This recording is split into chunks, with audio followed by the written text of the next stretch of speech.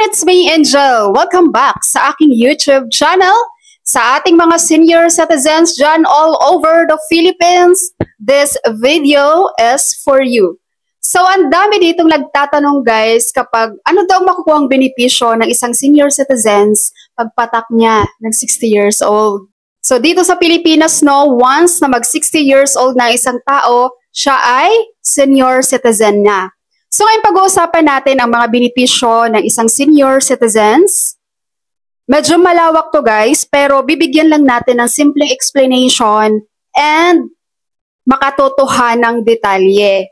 Okay? So number one na discounts ng isang senior citizens, pagpatak mo talaga ng 60 years old, makaka-avail ka ng mga discounts. Groceries, sa mga medicine mo, transpo, lahat yon. Kumbaga para ka na ring student guys. Pag sumakay ka ng jeep, tricycle, meron ng discount yan as a senior citizen.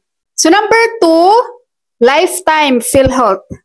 Yes, kahit hindi ka monthly naghuhulog ng iyong contributions with PhilHealth, matik po as a senior citizens, lifetime na po yung iyong PhilHealth. May enjoy mo ang mga discounts coverage sa mga packages sa PhilHealth. And maliban dyan guys, as a senior citizen sa PhilHealth, meron po kayong no balance billing.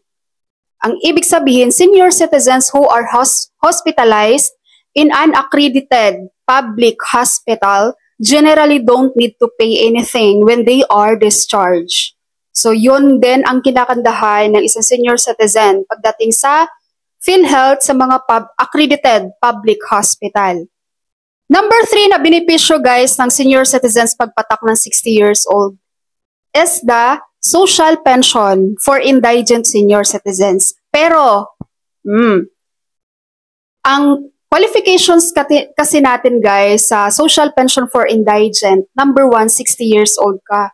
Pero hindi ka mananatili sa ganong requirements guys. Meron ka pang ibang requirements na kailangang punuin bago ka masabing you are qualified for the social pension for indigent seniors.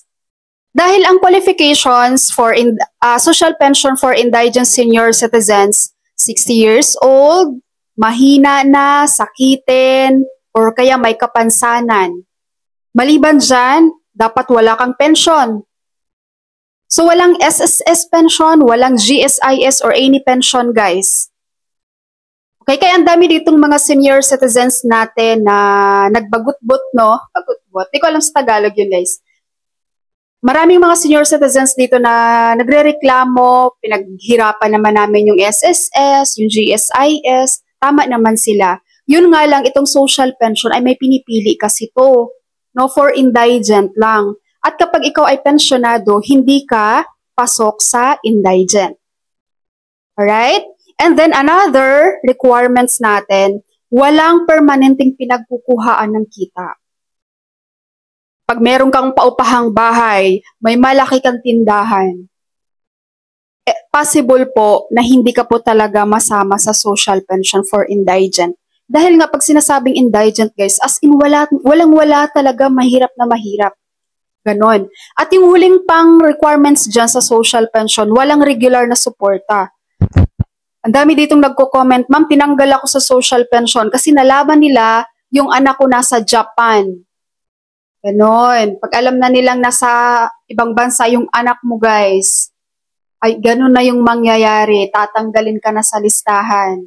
Doon naman sa mga senior citizens na hindi pasok guys sa indigent, may mga LGU kasi na meron silang local social pension. Tapos yung local social pension na yon nilalaan nila doon sa mga senior citizens na wala sa listahan ng indigent para mabigyan din nila.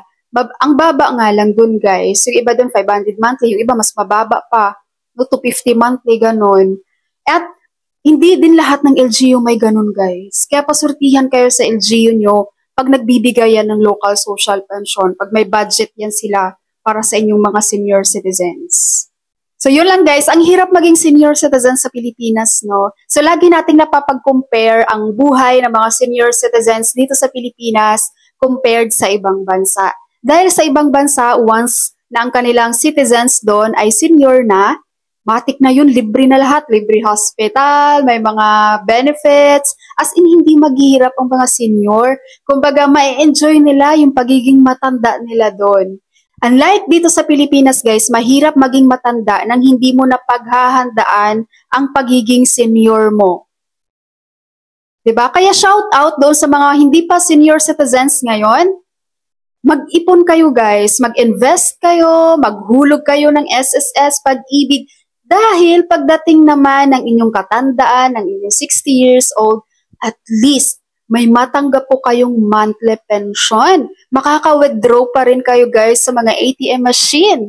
Diba? Kaya yung mga senior citizens na nanonood ngayon, kung ang kamag-anak nyo dyan guys, pamilya nyo, no, bata pa, mas magandang pagsabihan nyo na sila guys, mag-ipon, paghandaan ang kanilang pagtanda. Tapos pagdating mo ng 60 years old, pwede mo nang i-withdraw ang iyong mga contribution sa Pag-ibig. 'Di ba? Pag naipon mo yun, malaki din yun. Pwede mo yung ipang negosyo.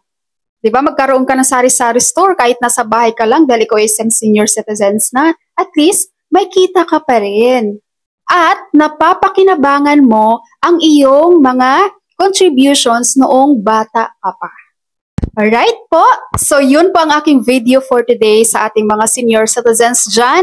Maraming salamat po sa pagsubaybay sa aking channel. Thank you so much for watching everyone. Ingat po kayo. God bless you all.